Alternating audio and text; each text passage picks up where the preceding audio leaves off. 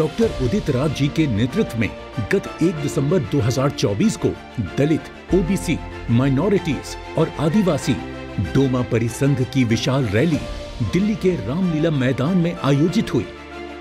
उदित राज जी सन 1997 से लगातार अधिकारों को लेकर रैली, धरना और प्रदर्शन करते आए हैं। तो ये देश में इस रैली की जरूरत क्यों पड़ी? हमने देखा कि अब अचानक हमला, सामने से हमला मुसलमानों के ऊपर हो रहा है और बीच से हमला या भीतर घात दलितों पिछड़ों का हो रहा है। दलितों पिछड़ों का ऊपर से कहते रहते हैं कि नौकरी खत्म नहीं हो रही है, लेकिन निजीकरण करते जा रहे हैं, शिक्षा को महंगी करते चले जा रहे हैं। तो अंदर से मार रहे हैं ओबीसी को, आदिवासी को, दलित को, और मुस्लिम को बाहर से मार रहे हैं। उन्होंने अपनी रणनीति बदली है। पहले क्या होता था कि दलितों के ऊपर हमला होता था, उन्होंने लगा कि हिंदू समाज में विभाजन हो जाता है, इससे उनको लाभ का सौदा नहीं मिलता। अब इन्होंने अपनी रणनीति बदल दी है, जो मनवादी लोग हैं। उस वर्ष 5 आरक्षण विरोधी आदेश जारी किए गए थे। उनके निरस्तीकरण को लेकर अनुसूचित जाति जनजाति संगठनों का अखिल भारतीय परिसंघ का गठन हुआ था। 2024 में ओबीसी और अल्पसंख्यक को भी जोड़ा और इसी के साथ नाम भी बदला।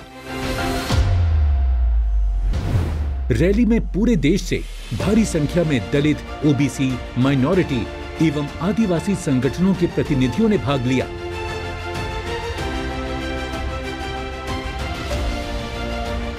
रैली को मुख्य अतिथि के रूप में कांग्रेस पार्टी के राष्ट्रीय अध्यक्ष श्री मल्लिकार्जुन खड़गे ने संबोधित किया। आपका एक ही संगठन नहीं है, लेकिन देश के हर संगठन ये चाहते हैं कि इस देश में संविधान को बचाना चाहिए। संविधान बचा तो हम सब लोग बचेंगे।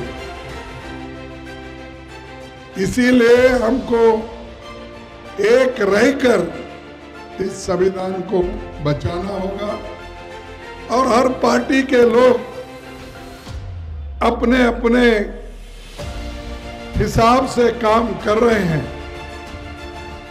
उसके साथ ही हमको लोकतंत्र को भी बचाना है, और लोकतंत्र नहीं बचेगा, आपकी हिस्सेदारी नहीं बढ़ेगी। झंडे का रंग नीला, लाल, हरा और पीला है, जो इन वर्गों की पहचान है। बाहर से बहुजन और अंदर से सबका समावेशी ना हुआ तो फिर डोमा की क्या जरूरत? ऐसे में अन्य संगठन की क्या जरूरत? हमने संविधान बचाने की कसम खाई है। संविधान खतरे में है जब जाति और धर्म देख करके किसी का घर गिराया जाता है और पूरी न्यायपालिका की प्रक्रिया को बाईपास किया जाता है। चुनाव आयोग अपनी भूमिका नहीं अदा कर पा रहा। किस तरह के आज पत्रकारों लोग को बोलने की आजादी छीन ली गई है। जाति जनगणना के लिए मैं एक बात इस बुनियाद में कहूंगा अध्यक्ष जी कि मैंने ओबीसी और एससी एसटी को पूरे देश में संदेश देने का कोशिश किया कि मंडल का विरोध किसी मुसलमान ने नहीं किया था। मंडल का विरोध किसी मुसलमान ने नहीं किया था और जाति जनगणना का विरोध कोई मुसलमान नहीं कर रहा है, तो मुसलमान हमारा साथी है।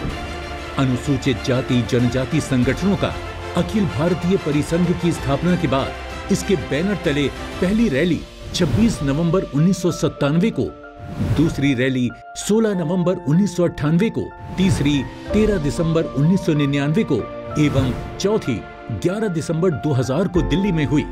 11 दिसंबर 2000 की रैली से पूरे देश में आंदोलन की लहर पैदा हुई और सरकार भी झुकी और आरक्षण विरोधी आदेश वापस हुए।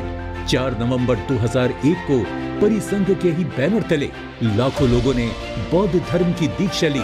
इसके बाद दलितों और आदिवासियों के मुद्दों पर लगातार प्रतिवर्ष रामलीला मैदान में बड़ी बड़ी रैलियां और आंदोलन होते रहे। एक माह में क्या कोई सामाजिक संगठन 4 जमीनी लड़ाइयां लड़ सकता है? 9 दिसंबर को संभल में मुसलमानों के खिलाफ हो रहे अत्याचार पर मार्च और उत्तर प्रदेश बॉर्डर पर रोका गया। 19 दिसंबर को जंतर मंतर पर अमित शाह के द्वारा डॉक्टर अंबेडकर के अपमान का प्रतिरोध और 25 दिसंबर को जंतर मंतर पर संविधान का सामूहिक रूप से प्रस्तावना पढ़ा और मनुस्मृति को जलाया। इन कार्यक्रमों के फोटो और वीडियो प्रमाण के रूप में मौजूद हैं। तानाशाह के जमाने में न कलम की ताकत रह जाती है और न ही भाषण का प्रभाव। इनको जनशक्ति से ही हटाया जा सकता है। अब समय नहीं रहा किसी लेख, कहानी, मांग पत्र, ज्ञापन और शिकायत का असर हो। पहले कुछ असर होता था, कार्रवाई या जवाब मिल जाता था। अब नहीं के बराबर हो गया है। कुछ लोगों को आश्चर्य हो रहा है कि इतने कार्यक्रम कैसे हो गए। कौन सा जादू है? ये जादू नहीं है, बल्कि सही सोच, ईमानदारी, कड़ी मेहनत और साहस का परिणाम है। लाखों छोटे छोटे संगठन और लोग अपने अपने स्तर पर प्रयास कर रहे हैं, लेकिन परिणाम क्या है? क्या मैदानी लड़ाई लड़ पा रहे हैं? आइए हम सभी दलित, ओबीसी, माइनॉरिटीज एवं आदिवासी मिलकर डोमा परिसंघ को मजबूत करें और देश से मनुवादी मानसिकता वाली ताकतों को उखाड़ फेंकने में सहयोग करें। डोमा परिसंघ के पदाधिकारी और सदस्य बने और दूसरों को भी ऐसा करने के लिए प्रेरित करें।